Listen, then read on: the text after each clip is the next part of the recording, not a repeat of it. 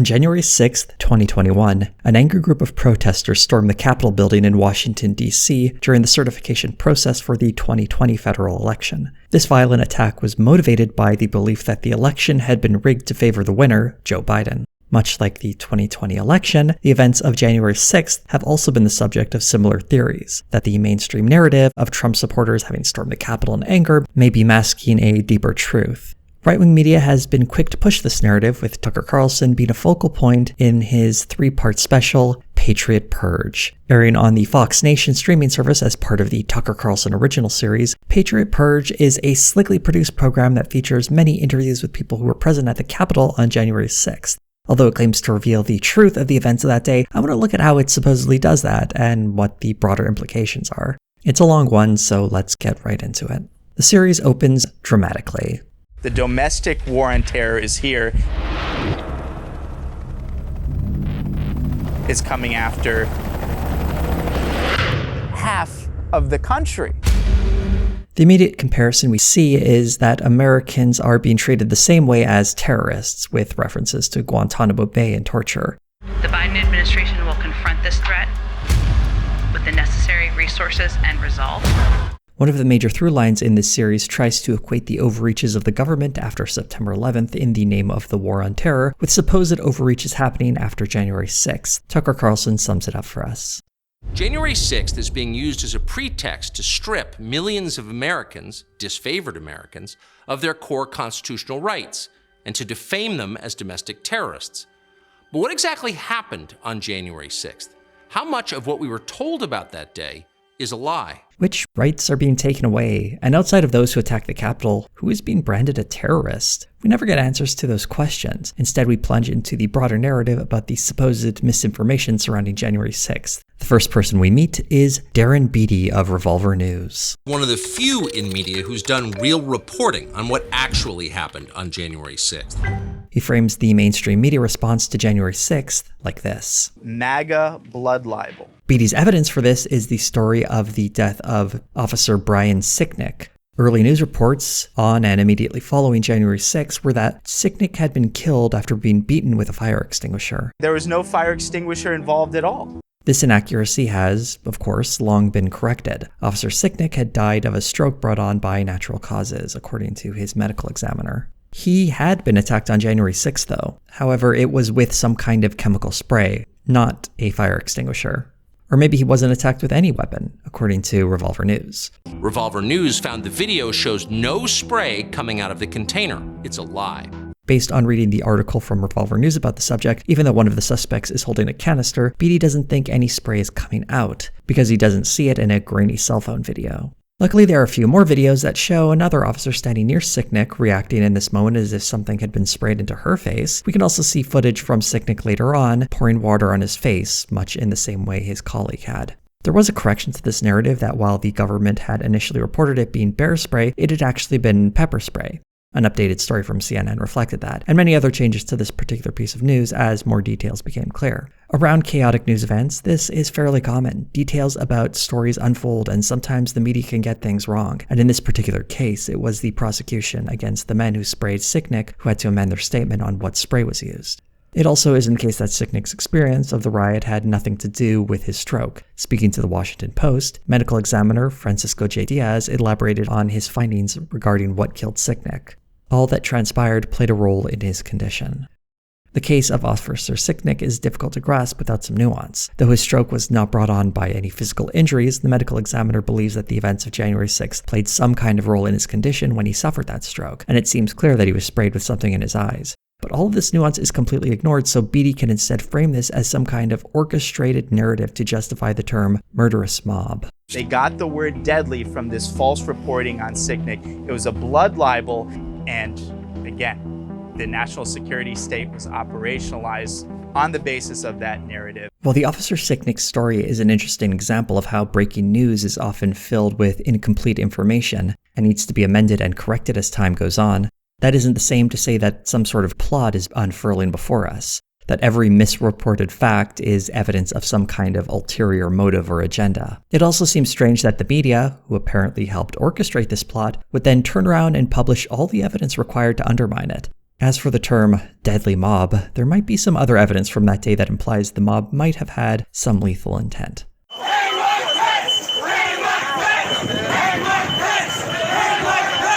This footage is not presented in the Tucker Carlson program. Considering that Mike Pence is still alive though, perhaps attempted murderous mob is more accurate. But who exactly is this Darren Beattie guy anyway, and what is Revolver News? Their main page seems to be a collection of links to other outlets and Twitter threads supporting right-wing narratives. Their exclusive content reads less like investigations and instead builds on right-wing talking points with lots of flowery language. For example, here's how one article about the Sicknick case begins. The Brian Sicknick saga. Why and how the fallen U.S. Capitol Police officer died in the aftermath of 1/6 has gone through many twists and turns. It has been nothing short of a masterclass in how our regime media will tell lie after lie to launder fake narratives and avoid informing the public about basic important truths. Most of their articles read like this. Although there's no information on the staff at Revolver News on their website, it's safe to say that Darren Beattie, the website's founder, is responsible for the content on there in some capacity. Beattie started Revolver News sometime after his previous job, working as a speechwriter in the Trump administration. He was let go after it was revealed that in 2016 he spoke at a conference frequented by white nationalists such as Richard Spencer and Jared Taylor. That may also explain his selective attitude toward protesters. Though Beattie roars like a lion to protect the rights and safety of Trump supporters who protested on January 6th, his Revolver News website took a different tone just a year ago in September of 2020 when it published an article demanding that police prepare deadly force to use against protesters. Here's an excerpt. The principal concern of our society is to uphold and defend law-abiding citizens, families, and communities. That will only happen if we refuse to accept or coddle evil behavior, and we obliterate violent displays of Antifa and BLM with the heavy, righteous, and just hammer of law and order. We move on to Ali Alexander, one of the key organizers of the January 6th rally and the Stop the Steal movement. After 9/11, I spent my early adulthood growing up in a post-9/11 world with an Arab name. And now, in this post-1/6 world, I'm on a list yet again because I've been deemed a minority in dissent. This is an absurd claim in one very important way. Alexander is not simply a Trump supporter. He is an organizer for a rally that preceded a violent attack on the US Capitol. However, Patriot Purge presents the Stop the Steal movement as unfairly maligned. Stop the Steal was the most law-abiding movement that this country has seen in modern times. Christ is king! The claim that the 2020 federal election was stolen has not produced any results that would overturn the election. After multiple legal proceedings, audits, and outlandish claims, the results of the election have stood firm. The implication here is that the violence on January 6 had nothing to do with Stop the Steal. It also completely ignores the violence and threats by those who believe the 2020 election to be stolen. Here's a sample of what one Republican election official in Georgia, Gabriel Sterling, was faced with. Joe DeGenova today asked for Chris Krebs, a patriot who ran CISA, to be shot. A 20-something tech in Gwinnett County today has death threats and a noose put out saying he should be hung for treason because he was transferring a report on batches from an EMS to a county computer so he could read it. It has to stop. While Alexander himself likely wasn't making or directing threats like these, he is absolutely pushing the falsehood of the election being stolen, and doing so to advance his own personal interests, regardless of the way it riles up those who are hearing the message. But to understand this, it would help to learn a bit more about Alexander, though. Alexander has been a Republican operative for quite a bit of time. An article by the Huffington Post describes his early days as a member of the Republican National Convention floor operations team and a contributor to a blog called Hip Hop Republican. That blog is mercifully no longer in operation. Alexander would have a number of odd jobs working for right-wing causes, meeting the likes of David Koch and Ted Cruz. He has cooperated with members of the Republican Party in a number of capacities. According to Alexander, the January 6th rally was another one of those projects. In a now-deleted video, he describes how the January 6th rally was planned in concert with Representatives Paul Gosar, Mo Brooks, and Andy Biggs. I was the person who came up with the January 6th idea with Congressman Gosar, Congressman Mo Brooks, and then Congressman Andy Biggs. We four schemed up of putting maximum pressure on Congress while they were voting so that who we couldn't lobby, we could change the hearts and the minds of Republicans who were in that body hearing our loud war from outside. The congressmen have either offered no comment or claimed no connection to Alexander following the events of January 6th, although strangely enough, the involvement of some unnamed members of Congress is confirmed in the Tucker Carlson doc, which played audio from Alexander from when he was organizing the rally. And we have several members of Congress on this call and state legislators. I consulted members of Congress. They felt like this would add pressure to make sure that our voices were counted. Alexander also responds to accusations of him being a white nationalist. I've been told that I'm a white nationalist. Me. I've been told that Stop the Steal was a movement of white supremacy. The claims that Alexander is a white supremacist may have some basis in fact. He has a history with former members of the alt-right, such as Mike Cernovich, and there was this moment on a stream he co-hosted, immortalized by Media Matters, where we can see Alexander's guest holding up a particular flag popular in Germany in the 1940s. The full context of this video does show Alexander does not approve of the flag, but he and his co-host go to great lengths to portray this as a friendly discussion filled with jokes. It should also be mentioned that this guest was a participant of the white nationalist Charlottesville rally. If Alexander himself is not a white nationalist, he is at the very least on friendly speaking terms with a couple of them. Alexander also has a history of being concerned with who in the media is Jewish, and was quoted in an Observer article as having said, "A number of Jewish people do hate crimes against their own communities to get press." Alexander has hyped his own propaganda skills, saying, "Goebbels and Lenin, smart men, evil men, but they have nothing on me in terms of social engineering," which is a weird comparison to make. In Patriot Purge, Alexander presents himself as a peaceful organizer who had no intention of heading towards the Capitol building itself, until a Trump staffer asked him to go there to calm things down.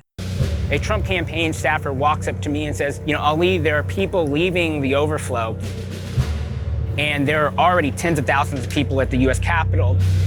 With your presence and the presence of Alex Jones, why don't you guys walk down Pennsylvania, gather people together? And yeah, that's right, he was hanging out with Alex Jones, probably the last man I'd ever request to calm down anything.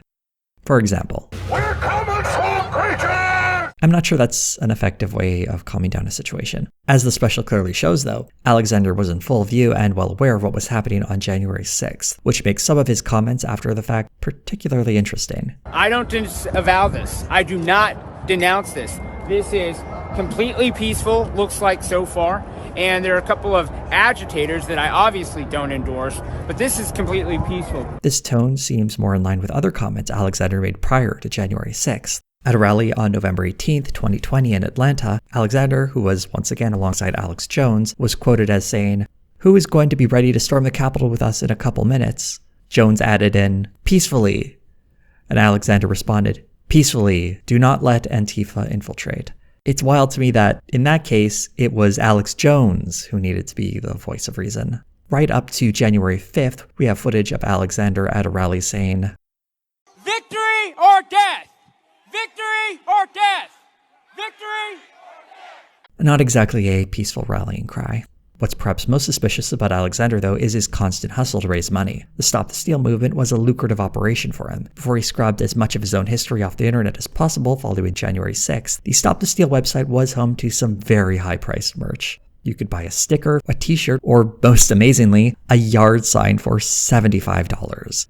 Alexander, who went missing following January 6th, has since been subpoenaed following his reappearance, which is a far cry from how Americans were imprisoned in Guantanamo Bay. The Alexander interview is Patriot Purge's attempt to reframe discussions about groups such as Stop the Steal, an organization backed by Republican politicians and operatives that purposely pushed a false narrative about election theft, all the while turning a blind eye, or gently encouraging, increasingly extreme behavior. History is being rewritten in this special to frame the obvious instigators of the January 6th attacks as victims, and it offers an alternative narrative of who is really responsible for the violence that day. In the next section, Elijah Schaefer of Glenn Beck's Blaze TV shows up to provide the most positive light possible for protesters, pairing footage of some very non-threatening people with commentary such as this.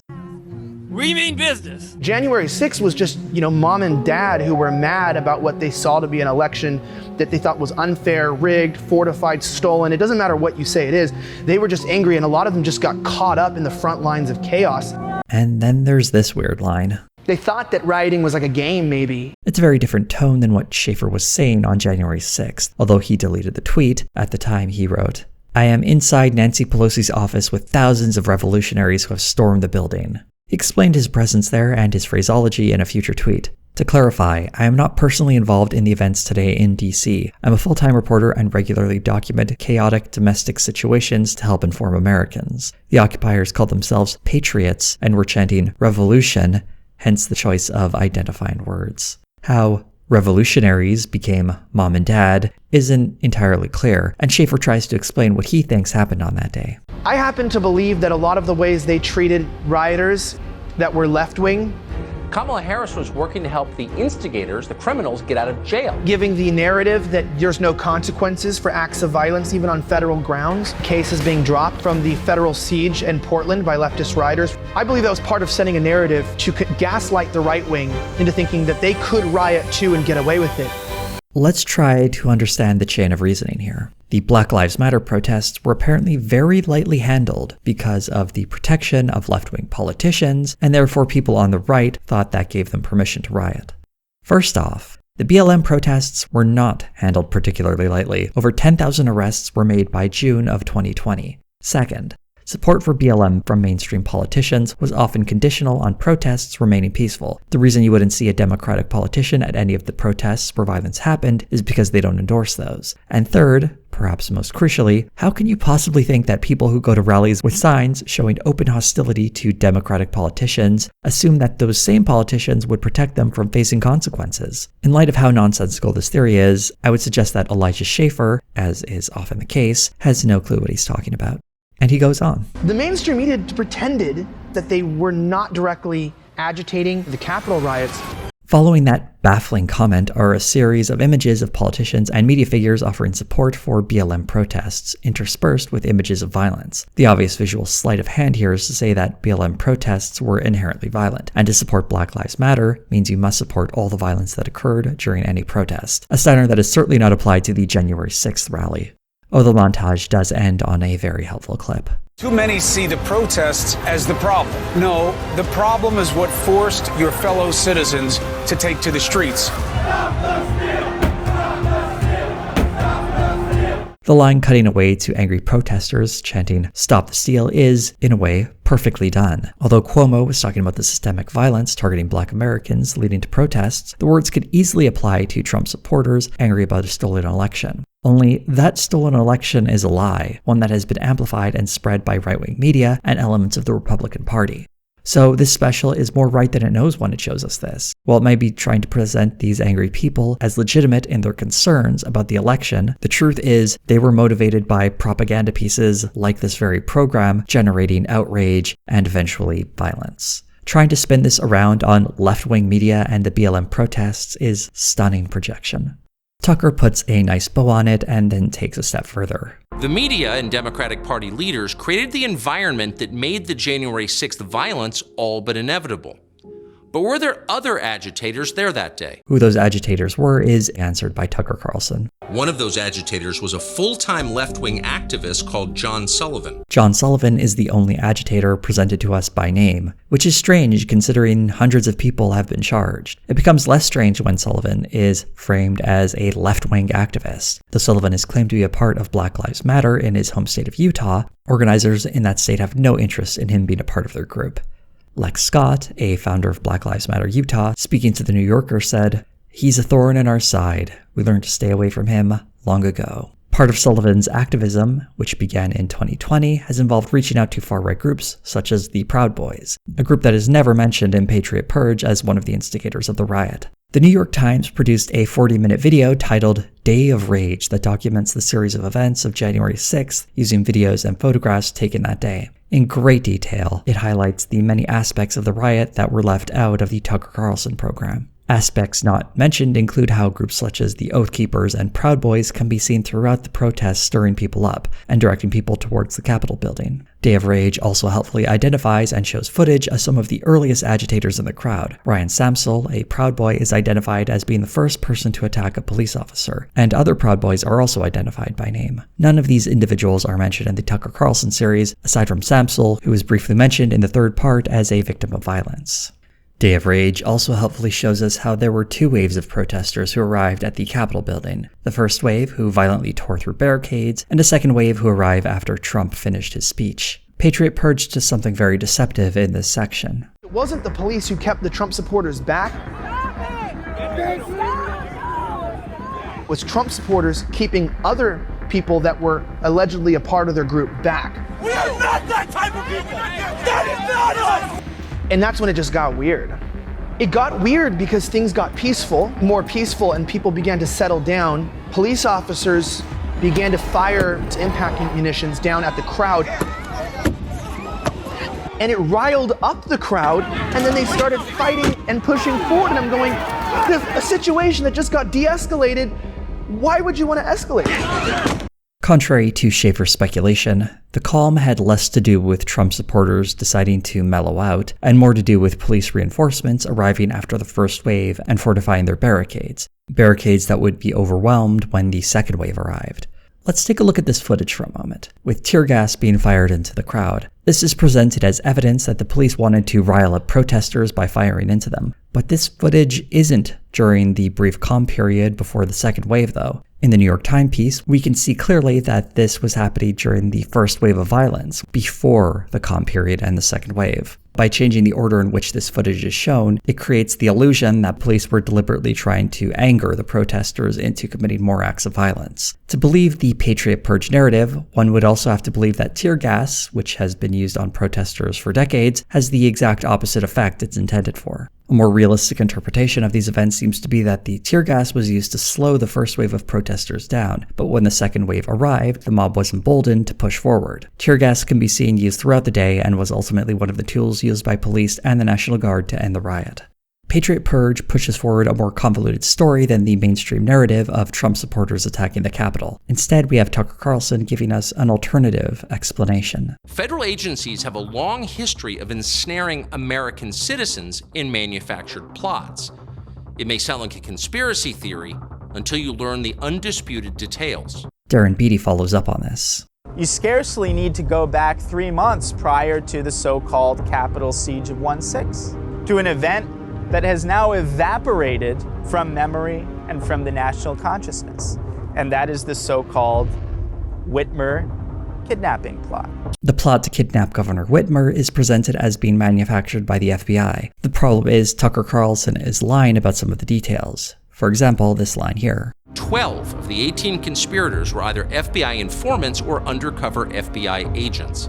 In other words, fully 2/3 of the people plotting to kidnap the governor of Michigan were working directly for the feds. 6 men were charged with federal crimes, but an additional 8 men were charged with state crimes. The militia group responsible for the plot, the Wolverine Watchmen, originally only had one informant within it, a man going by the name Dan, who became an informant when he brought concerns of a plot to the FBI before April of 2020. It wasn't until the plan to kidnap the governor was hashed out in early June of 2020 that the FBI managed to have an additional 11 informants within this group. This isn't to say the FBI narrative should be taken as gospel, of course. The first informant, going by the name Dan, seemed to provide material support to help move along the process, providing a place for this militia group to conspire and offering to help provide tactical support for the kidnapping. It raises questions as to what sort of limitations the FBI places on its informants when it comes to participating in criminal acts. But this isn't quite the false flag narrative that Tucker Carlson is making out to be. BD offers some evidence for this conspiracy, though. Many of the individuals involved in this plot have been associated with the very same militia group that the government has attempted to associate with 1/6. As mentioned, the militia in question were the Wolverine Watchmen. The group itself wasn't involved with January 6th because most of its leadership had been arrested. I'll give you the cherry on top. Hello, I'm Stephen D'Antuono. The head of the Detroit field office of the FBI, who presumably oversaw all of those agents who would have been actively involved in inciting the Michigan kidnapping plot. Subsequent to that, he was quietly and suspiciously promoted to a high position within the DC field office, where he now oversees the investigation into 1/6. The promotion of D'Antuono wasn't quiet. It was announced publicly in October of 2020 and covered in local media. And the idea that this man somehow orchestrated a riot at the Capitol building within a few months is a degree of competency I'm not sure we can ascribe to him. This isn't the first time we've seen this theory of the FBI orchestrating January 6th, though, and Beatty's history on the subject is why he was likely included in this program to begin with. It was a story on his Revolver News website that helped popularize the idea that this was all a setup. In fact, Beatty's whole appearance in this program is just him regurgitating an article from June of 2021 on his website. Maybe this article argues the case a little better, except no, it doesn't, but let's take a look anyway. The evidence in this article all hinges on the fact that, in some of the documents related to the Whitmer kidnapping, someone is referred to as an individual from Wisconsin. This was revealed to be an FBI informant named Steve Robeson. Beatty suggests that in the indictments for the January 6th riot, it could very well mean that anyone labeled Person 1 or Person 2, who are unindicted co-conspirators, could possibly be an FBI informant or agent. This is, of course, a big jump to make. In the Justice Department's manual, there are specific instructions on using these labels. The manual reads, "For purposes of indictment itself, it is sufficient, for example, to allege that the defendant conspired with another person or persons known. In any indictment where an allegation that the defendant conspired with another person or persons known is insufficient, some other generic reference should be used, such as Employee 1 or Company 2. The use of non-generic descriptors like a person's actual initials is usually an unnecessarily specific description and should not be used." These terms aren't used to mask FBI agents or informants. These are just generic references for anyone whose name may not be known or who has not been charged. In fact, these terms specifically should not be used to identify FBI agents or informants. Speaking to PolitiFact, Ira P. Robbins, a law and justice professor at American University who has studied and written about unindicted co-conspirators, said, "An undercover FBI informant or agent cannot be an unindicted co-conspirator. The elements of the crime of conspiracy include the specific intent to commit the target crime. The FBI informant or agent would not have that intent." So any individual who is referenced as an unindicted co-conspirator and uses a generic label, such as Person 1, would, according to standard practices of the FBI, never be an FBI informant or agent. The PolitiFact article also helpfully points out how there was one case where Donald Trump seemed to be identified as Individual 1 when his lawyer, Michael Cohen, was indicted. Aside from this theory being, on its face, completely ridiculous, there is a way to test it out. In the Revolver piece, one of the indictments for January 6th was for an individual named Thomas Caldwell, and the indictment included a supposedly suspicious Person 2. An investigation done by the Washington Post figured out who this Person 2 was pretty easily. The documents referred to Caldwell taking a selfie with Person 2, images that can be found on his Facebook page. It turns out the person he was taking that selfie with was his wife, who at the time had not been charged. If she was working as an FBI informant, I'd have to say it was pretty cold-blooded of her to turn in her own husband. This article is an absolute labor to read, and it's filled with writing like this. We hope that one consequence of this seismic expose will be a serious and prompt reform of the justice system to prevent such aggressive and politically motivated prosecutions on the part of the government. To be completely thorough, though, there is evidence that some number of FBI informants were present on that day and operating within groups such as the Proud Boys. An article from the New York Times describes how one informant provided less than stellar information and was considered by the FBI to be of little use. Another longer piece by the Washington Post details how informants within militia groups leading up to January 6th were sounding the alarm to government agencies such as the FBI, and that the lack of preparedness constituted an intelligence failure. It highlights the main difference between the attempted Whitmer kidnapping and the January 6th attack, in that the kidnapping was foiled and the attack wasn't. Towards the end of the first part of this program, Tucker Carlson says, "Most Americans probably assume the chaos of January 6th was a result of intelligence failures or of simple government incompetence. But direct incitement by federal agents? The intentional entrapment of American citizens? No decent person wants to believe that. But increasingly there's evidence it is true." Except there is no evidence to support the idea that the FBI orchestrated this attack. If anything, the failure to prevent violence on January 6th reveals a lack of interest in the growing threat of militia groups such as these, in spite of repeated warnings in recent years. The FBI identified these early warning signs as aspirational rather than an actual plot to storm the Capitol building. The Washington Post piece describes how many warning flags were ignored. I share concerns that increased spending on beefing up police and the FBI is less necessary than taking the existing threat seriously. While I don't believe the FBI plotted this riot, I am certainly open to the idea that the violence might be exploited to expand their powers. Tucker Carlson is not an ally in this battle, though.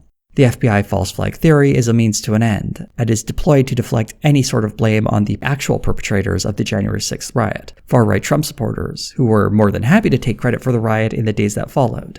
That isn't to say every Trump supporter who was there supported those actions, but it is undeniable that those there who did commit violence had a very specific person they were supporting. The second and third part of Patriot Purge spends less time talking about why the January 6th riot happened and instead focuses on the faces of the people who were there. These personal stories escalate in a manner that gradually attempts to absolve participants at every level. The first two people we meet are Paul and Marilyn Hooper of Alaska. These humble spa owners attended one of the rallies on January 6th and sometime afterwards were visited by the FBI. In what appears to be a case of mistaken identity, the FBI believed Marilyn Hooper was the woman seen in a photograph taken within the Capitol during the riot, and while the couple did attend the rally, they claimed to have never entered the Capitol. We were mentioning to some people like, hey, it looks like we missed the party, and they're like, oh no, you can go in. Just get in that line there, follow those people, see, they're heading on in, and they're just letting anybody who wants in. And I was like, that doesn't sound right. The FBI's heavy approach is likely because the woman in the photograph was suspected to have stolen Nancy Pelosi's laptop, which may contain sensitive information. That said, it doesn't excuse how the FBI treated these two people. And this is as good a time as any to point out that not everyone who attended the rally that day participated in the riot. While they were certainly under the same mistaken impression that the election had been stolen, being wrong about something in public isn't the same as breaking into the Capitol building, a distinction this program pretends no one outside of conservative media is making. The Hoopers do come off as a bit strange, though. They're happy to play along with the narrative that this was some kind of staged event. It felt totally like some kind of setup was being made. Their instincts were right. It was a setup. In addition to being featured in local media, the Hoopers have been proactive in their case of being aggressively questioned by the FBI, including setting up a website detailing their many media appearances. They seem to be marketing themselves as the face of the unfairly maligned masses, and part of that marketing apparently means propping up the theory that the January 6th riot was staged. This incident does remind me of another protest movement, one that was specifically about heavy-handed law enforcement that would, for example, kick in doors and put people in handcuffs on dubious information. But instead of finding some common cause against the excesses of law enforcement with a group such as Black Lives Matter, this is instead being spun as special discrimination against conservative Americans, a theme we'll be seeing a few times in the rest of this series. Tucker Carlson even sums it up for us. It is a purge aimed at legacy Americans. Of course, legacy Americans is just a fancy way of saying white Americans. Tucker Carlson goes on to describe a concentrated effort to weed out people from American life on the basis of their political ideology. Purge of inconvenient citizens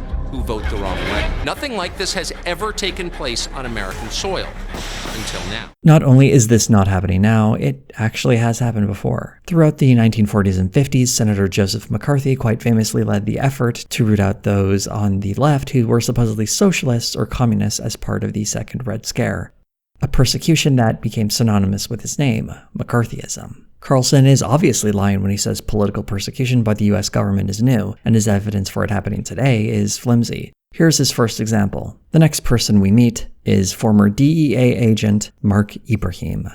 DEA agent Mark Ibrahim was forced from his job and later indicted simply because he was near the Capitol protests on January 6th. This is another lie. Ibrahim had expressed his intention to resign from the DEA weeks before January, and he was not indicted for being near the protests, as Carlson claims. The actual indictment has 4 specific charges.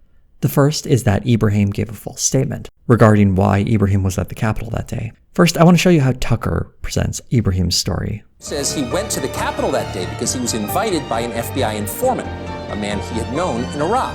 We have confirmed this is true. We've reached out to that man, the man that Ibrahim went to the protest with. He denies he encouraged anyone to break the law, but that man did confirm that he has been an FBI informant. He confirmed the FBI knew he was at the Capitol that day, and he confirmed he invited Mark Ibrahim to the protest. The 2 relevant points are, 1, Ibrahim was invited to the Capitol by his friend, and 2, Ibrahim's friend has worked for the FBI. By stating it that way, it very much sounds as though Ibrahim was lured to the Capitol to do his duty assisting the government, and instead trapped in a plot targeting Trump supporters. These first 2 relevant points are corroborated by the statements Ibrahim gave to law enforcement, but they're missing an important detail. Reading from the criminal complaint, Ibrahim said he went along with his friend, who had been asked by the FBI to document the event, and that he went along with his friend to assist in that effort. The important part is where Ibrahim said that he had been asked to document the event as part of an assignment with the FBI. This, according to Ibrahim's friend, is completely untrue. Once more from the criminal complaint. Ibrahim's friend told Eurofient that he was not there in any formal capacity for the FBI and that the FBI was not giving him directions or marching orders, the agent wrote in the affidavit. He said that Ibrahim crafted this story in an effort to cover his ass. According to Ibrahim's friend, Ibrahim went to the rally in order to promote himself. Ibrahim had been thinking about his next move after leaving the DEA and wanted the protests to be his stage for launching a Liberty Tavern political podcast and cigar brand, the affidavit said. Law enforcement would, of course, have record of any operations being run by the FBI documenting this event, but I found some more evidence from a less biased source, videos from Mark Ibrahim's YouTube page. Just here at the steps of the Capitol, enjoying a nice Liberty Tavern cigar, and yeah, apparently some guys got in. Just chilling, enjoying a Liberty Tavern cigar. The steps of the Capitol. Based on these videos, it certainly seems like Mark Ibrahim had gone to the Capitol not on official business, but to instead advertise these cigars. 2 of the other charges in the indictment involve carrying a firearm on Capitol grounds and carrying a firearm in a restricted space. Here's another relevant excerpt regarding that. Ibrahim denied that he displayed or exposed his DEA badge and firearm at the Capitol. Specifically, Ibrahim stated, "I had my creds, I had my firearm, and my badge on me, but never exposed. Not that I know of." Here's a photograph from January 6th of Ibrahim posing with his badge and gun exposed. The last of the 4 charges is for stepping on a statue, which, fair enough, doesn't seem like that big a deal. The next person we meet is Emily Grace Rainey, formerly a captain in the US Army, working in the PSYOPs division, telling us how the mainstream media is brainwashing us. Influence and psychological warfare are the most powerful forces on the planet.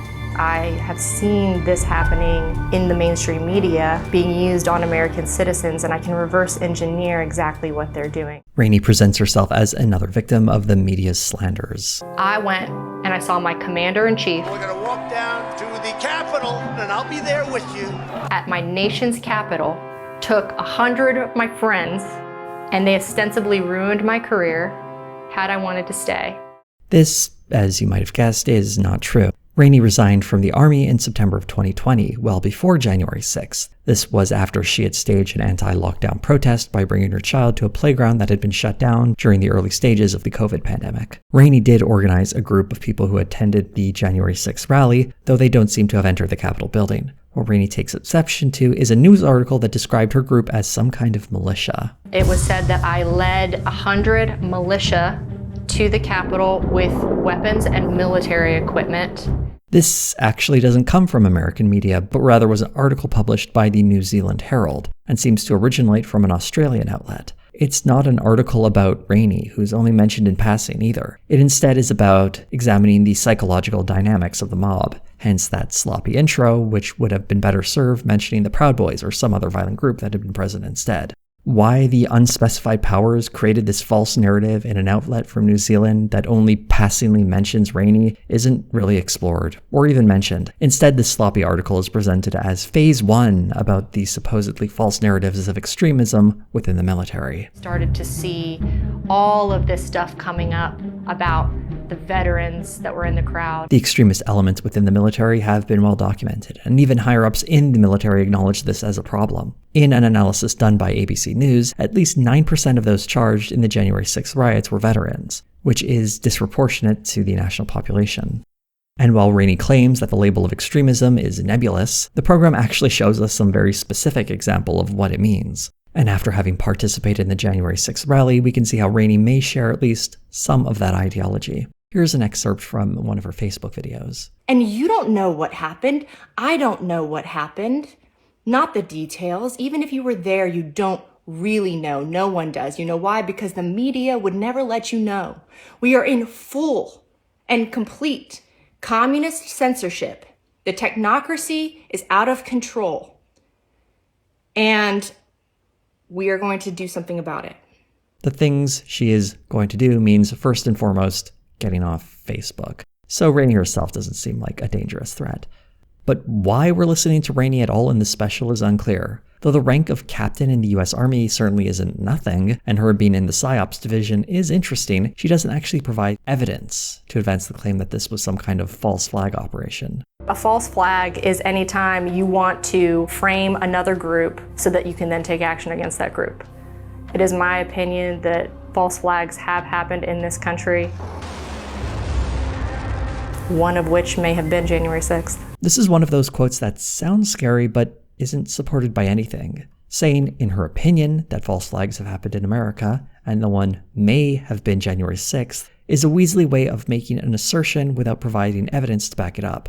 And with the absence of any evidence, we just have her supposed expertise and thinly constructed narrative. A single article published by a New Zealand news outlet is hardly evidence of some America-wide conspiracy. Rainey very carefully crafts another claim. There is a fear that if you are a conservative and you're in the military, that you will be singled out, that you will be looked at with suspicion, that your clearance may be in question. Again, no evidence that this is happening is presented, just that there is a fear that it could happen. And then she says, driving around Fort Bragg, you see NRA stickers, come and take it, Gaston flags, you see all of this. When they started to say that extremists were in the military and that those extremists had an interest in the spirit of 1776, you started seeing really poorly scratched out bumper stickers over all of Fort Bragg.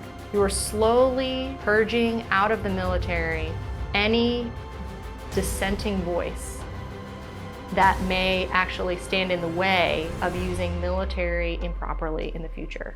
Another quote that effectively means nothing. The military may be used for something non-specific yet improper, and that these conservative voices would stand against it. What is the it in this case? Rainey doesn't tell us. Also, the evidence of Trump supporters being purged is that they are removing bumper stickers from their cars. Though if their cars are still in the parking lot, it doesn't sound like anyone is being purged. They just feel like they can't have certain bumper stickers on their car. And this section ends with an ominous warning. Be ready for that day when you are given an unlawful order per the Constitution, where you take your rank off and you say, no, to hell with that. Much like everything Rainey has said, there is effectively nothing here. She believes that something may happen one day that might be very bad, and the soldiers who would resist those orders won't be around anymore.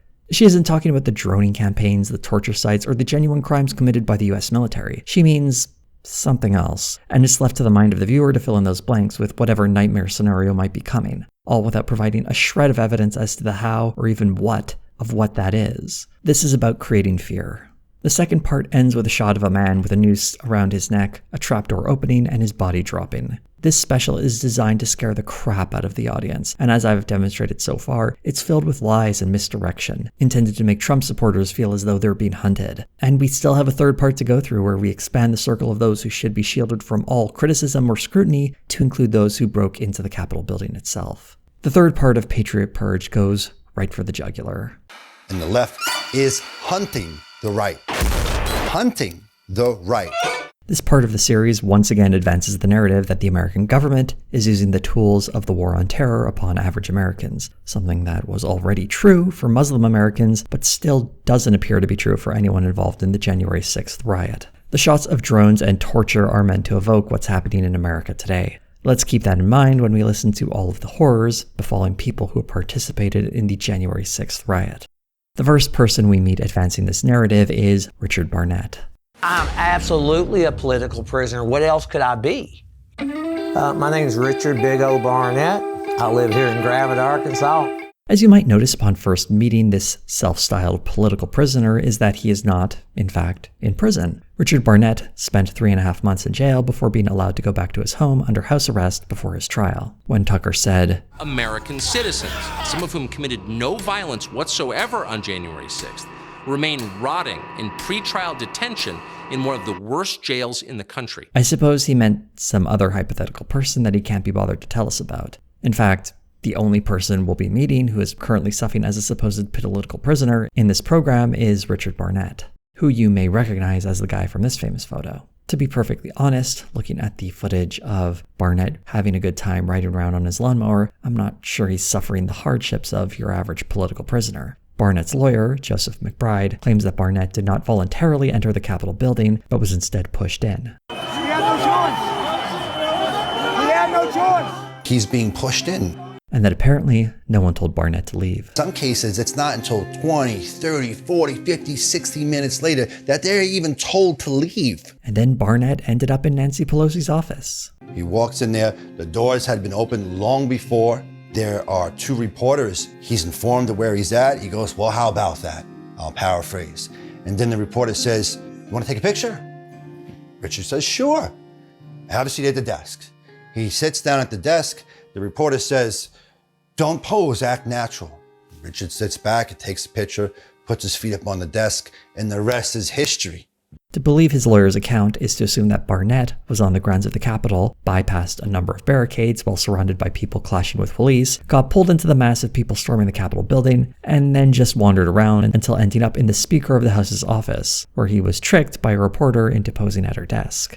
Why Barnett was approaching the Capitol building, why he didn't immediately exit, and why he entered Pelosi's office aren't at all addressed. Perhaps because it would not make him appear as his lawyer refers to him as a jokester. Another detail is that Barnett was carrying a stun gun. Barnett used an inoperable stun gun with the batteries removed as a walking stick. The stun gun as walking stick point seems pretty thin. No one could have known this weapon didn't have any batteries in it, much in the same way no one would have known a gun doesn't have any bullets in it. Another detail completely left out of the program is that Barnett was also charged with having stolen an envelope with Pelosi's signature on it. And he also left a note for the speaker on a desk that read, Nancy, Bigo was here, you bitch. Bigo is Barnett's nickname. Barnett has capitalized on his brief moment of fame at first selling signed pictures of himself with his feet on the desk in Speaker Pelosi's office, and then once some fears about copyright came up, signed versions of his own photo with his feet on his own desk. He also has his own website where he's, of course, raising money with links to donate on every single page. Supposedly, these are for his legal bills. The next section is a look at the conditions Barnett and a few others arrested for participating in the January 6th riot faced. McBride explains. The DC facility where January 6ers are being held is Guantanamo Bay for American citizens. We see multiple shots of torture from Abu Ghraib to set the stage for these revelations about the DC jail where 40 of those arrested were kept. Ryan Samsel, 2 guards snuck into his cell in the middle of the night, zip-tied his hands behind his back. They pulled him out of his cell, took him down to him where the camera showing. He followed instructions. They proceeded to beat the man to the point that he now has lost sight in one eye.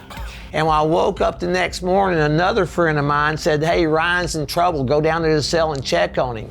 I went down there, got him to turn around, and his whole face looked like hamburger meat. Samsel, as mentioned earlier in this video, is believed to be the person to violently attack a police officer on January 6th. Assuming Barnett's story is true, there is no justification for any violence that guards are supposedly acting upon him or any other prisoner. It's also a depressing fact about how prisons in the United States operate. A research paper from 2009 revealed that, from a sample of nearly 7,000 inmates, 21% reported being physically assaulted by prison staff within a 6-month period. The prison where Barnett was held, the District of Columbia Jail, has well-known reputations for its harsh conditions, with a number of complaints about its deterioration, some even calling for the jail to be replaced. The New York Times, Carl A. Racine, Washington's Attorney General, said, recent reports about squalid conditions in the district jails are unfortunately not new. Concerns about conditions at the jail received little attention until they were raised by mostly white defendants accused of perpetrating the January 6th insurrection. Of the roughly 1,400 inmates at DC jail, only about 40 were at the Capitol riots. The complaints of other inmates have largely been ignored. Barnett's stories about the horrors of the prison system shouldn't be ignored, but they also shouldn't be considered exceptional. Instead of presenting a systemic critique of American prison systems, though, instead I'll remind you of the framing Tucker Carlson gave us. I was physically abused. I've been slammed face first on the concrete. The experience of Barnett has little to do with the war on terror and more to do with the state of American prisons. By presenting this as a special persecution of Barnett, and those like him, it creates a persecution narrative. Again, I'm reminded of the complaints against the justice system that we saw last year, and the protests about how it impacted certain communities. As a reminder, here's a comment Tucker Carlson made about those protesters. That's not people fighting back against oppression, systemic racism. That's just people destroying things they didn't build. That's people wrecking our civilization. In no normal country would that be allowed. It would be put down immediately with force. That's why we have police. You can't allow that, because if you do allow that, people get killed, as they did. Though I suppose burning down a Target is a capital offense in Tucker Carlson's mind, as opposed to breaking into the US Capitol in an attempt to overturn the results of a democratic election. Patriot Purge spends the remaining half of its third part on the story of Ashley Babbitt, the woman who was shot during the Capitol riot. Here's how it introduces this section.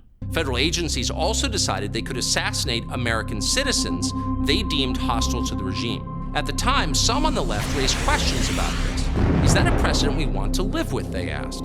But they're not asking questions anymore. This is another attempt to tie the response to the January 6th riot as similar to the War on Terror. It also doesn't hold water. There is no reason to believe that Ashley Babbitt was, in any way, specifically targeted until the immediate moments before she was shot while trying to breach a barricade that had been set up in the Capitol building. It also misses the point of how the issue with drone strikes was often they hit unintended targets, including civilians, and were part of a foreign intervention that the left broadly opposed. Someone being shot by a cop policing the Capitol is not the same as a drone dropping a bomb on a specific building in another country.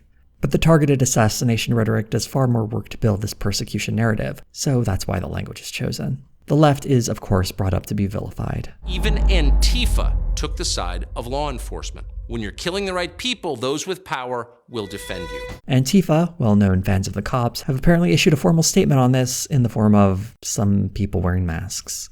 This section is to establish that not just the government and media should be considered the opposition, but anyone on the left if they don't support the January 6th rioters. By creating this opposition, it isolates the viewer from anyone who doesn't buy into this narrative. And with so much opposition around them, it creates a sense of fear, and the viewer is instead provided a different set of allies, the most aggressive Trump supporters who were present at the riot.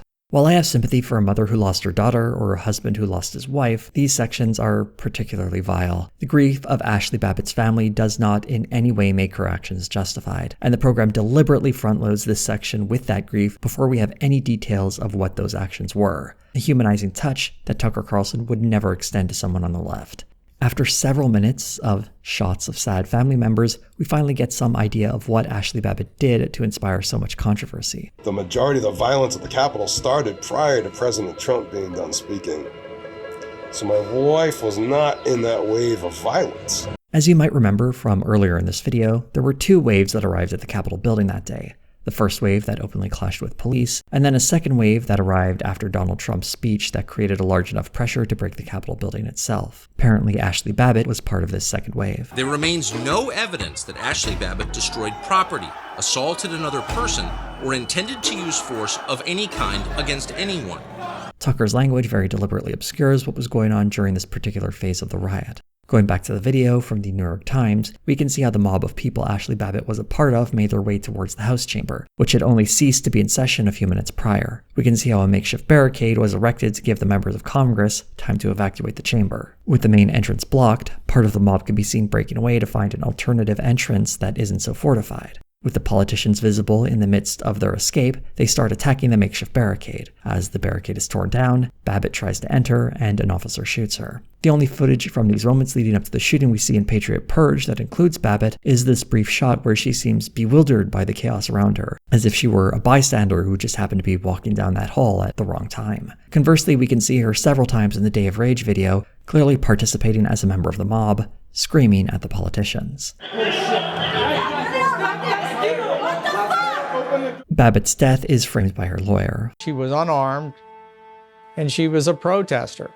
And in this country, we don't shoot protesters. When Babbitt was climbing over that barricade, it wasn't as a person who awkwardly found herself in a strange situation. It was part of this mob that was engaging in violence. This is a very selective recount of what happened in those moments, and Babbitt can very clearly be seen participating as part of the mob. While her death is certainly nothing to celebrate, it also strikes me as odd as to how she is instead framed as some kind of peaceful protester, as worthy of sympathy as those who didn't enter the Capitol at all.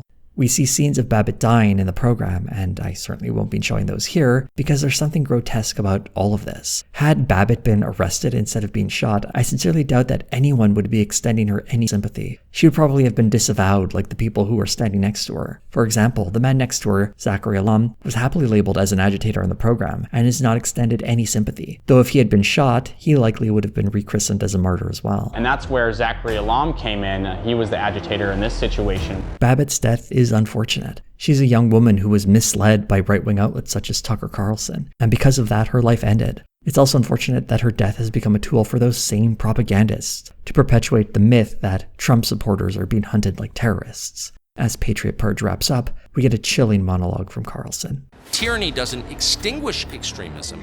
Tyranny creates extremism. They're pushing you toward violence, and they're doing it on purpose. We need to go into the Capitol. But don't fall for it. And it all comes full circle. The whole time we were told that the people at the January 6th riot were innocent people, victims of an FBI plot, or not even Trump supporters to begin with. And now Carlson is telling us that the violence is only natural in response to a made-up war on Trump supporters. He ends with a vague recommendation. Be the light. That's how it gets better. I don't know what that means. Although it is a useful way for Tucker to absolve himself from stoking violence by getting as close to that line as possible, claiming that this fabricated story of persecution justifies a violent response, but instead of that, people should be the light. It's not meant to inspire people to better behavior. It's a way of creating plausible deniability for his role in events such as these. There are a few major takeaways I had from Patriot Purge. Tucker Carlson described this 3-part series as an investigation as to what really happened on January 6th. As I've hopefully made clear, the factual errors are a huge problem. The more common are lies by omission. This is a common tactic among propagandists, choosing to omit a fact or facts to create a misconception. For example, when Tucker presents someone being supposedly charged for standing in the wrong place, when the charge is more fully understood, we're standing in a restricted area with a firearm and badge while not on duty, and then lying to law enforcement about why you were there. This is obviously not journalism, but instead a deliberate propaganda effort to whitewash the actions of certain Trump supporters on January 6th.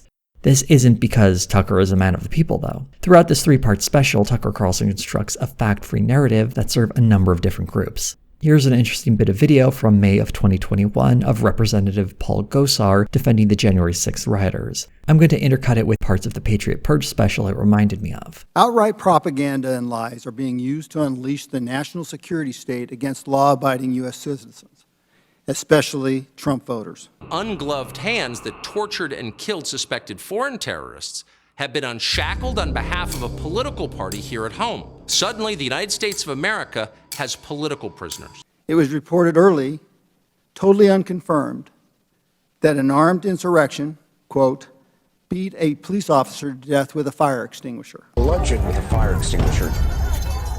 There's just one problem with this story.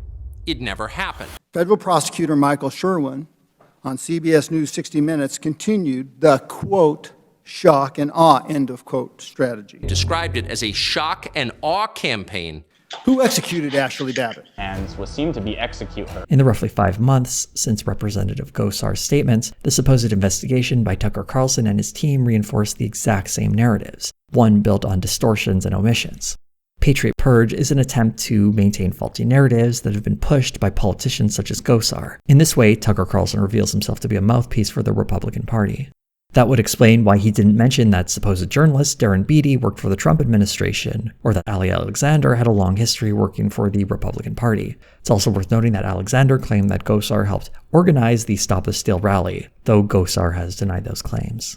Also notable is how many of these people have websites with stores, fundraising pages, or other means of asking for money from Tucker Carlson's sizable audience. It isn't just that these are political operatives creating a piece of propaganda, it's also a grift to get as much money as they can out of this audience, under the guise of fighting against a non-existent conspiracy. Also egregious is how Tucker Carlson uses talking points from the left, specifically those regarding the war on terror, many of those which have been mitigated over time, by the way. Tucker Carlson appropriates these talking points to an entirely different situation, while then turning around to make the left appear to be the villains in this whole story. At the time, some on the left raised questions about this. Is that a precedent we want to live with, they asked. but they're not asking questions anymore. What Tucker Carlson would rather not address is how the treatment of some of these people at the Capitol on January 6, such as the aggressive questioning of the Hooper couple or the violence at the DC prison where some protesters have been held, have long been complaints from the left. It's not that Tucker Carlson thinks any of these things are bad, as evidenced by his atrocious talking points directed towards BLM protesters. It's that he doesn't like that these things are being used on certain people. He would use the term legacy Americans. Most other people would just say white Americans. There's a lot of talk about how the left should be making more overtures to convince those on the right of our ideas, that we should compromise or soften our rhetoric to find common ground. What makes it difficult isn't that the left isn't nice enough, it's that people such as Tucker Carlson will obscure when a common cause can be found. By preventing the realization among some Americans that the justice system can be unnecessarily harsh, and replacing that realization with a conspiracy that only Trump supporters face this kind of treatment, Carlson reveals that the only group he's serving are the powerful who have more to gain by keeping enough of the population ignorant of systemic problems that impact everyone. And perhaps worst of all, and something dripping from the subtext of this special, is how Tucker Carlson is deeply committed to bringing the worst elements of American society into the mainstream. There was an interesting observation I read in an opinion piece by Nicole Hemmer where she brought up how the narrative within Patriot Purge has echoes of the Charlottesville rally and the glorification of Kyle Rittenhouse. I think it's very important that we now remember the infamous line from former President Trump when describing the Charlottesville rally saying, And you had people, and I'm not talking about the neo-Nazis and the white nationalists, because they should be condemned totally, but you had many people in that group other than neo-Nazis and white nationalists, okay? And the press has treated them absolutely unfairly. The right has been quick to defend this, saying that Trump's statements made it clear he wasn't calling the white nationalists very fine people, but rather the non-white nationalists who were demonstrating alongside them to preserve a statue of Confederate General Robert E. Lee. This is perhaps the most dangerous thing that's happening here, because while it's perfectly fine to say that not everyone at that particular rally was a white nationalist, they were, at the very least, comfortable with demonstrating alongside those white nationalists. One of the dangers of Patriot Purge is how it makes almost invisible the presence of groups such as the Proud Boys and Oath Keepers, letting them blend into the crowd of regular Trump supporters. The Hoopers are evidence enough that, mistaken as they might be, not all Trump supporters were trying to overthrow the Capitol building that day, but the special wants them to be comfortable with letting others do it, and maybe even call them allies. In other words, if someone's mom or dad is at one of those rallies making silly signs and protesting something that didn't happen, they should welcome alongside them violent militia members who are looking to kill their political opposition. The purpose of this video is to make the average Trump supporter more comfortable with open fascism. While researching this video, a massive investigation by the Washington Post provided a lot of valuable information. I want to share the final few sentences that I think echo a growing concern, and in light of the contents of Patriot Purge, I think I've identified at least one source that's creating this growing dynamic.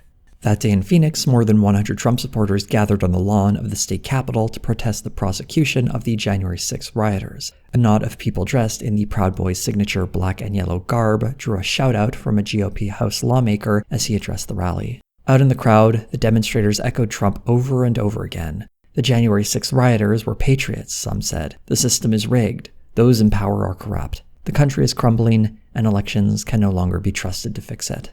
It was also familiar. A year earlier, Trump supporters had voiced these same angry sentiments in the run-up to Election Day.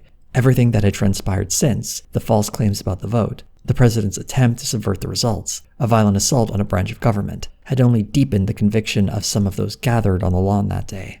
To them, the options were dwindling. Short of bloodshed, I don't know of any way to fix what we currently have going on, said Wade Dams, a 47-year-old from Snowflake, Arizona, who works in construction. I'd take part in it, he continued. I just need someone else to be the leader. Tucker Carlson could be that guy.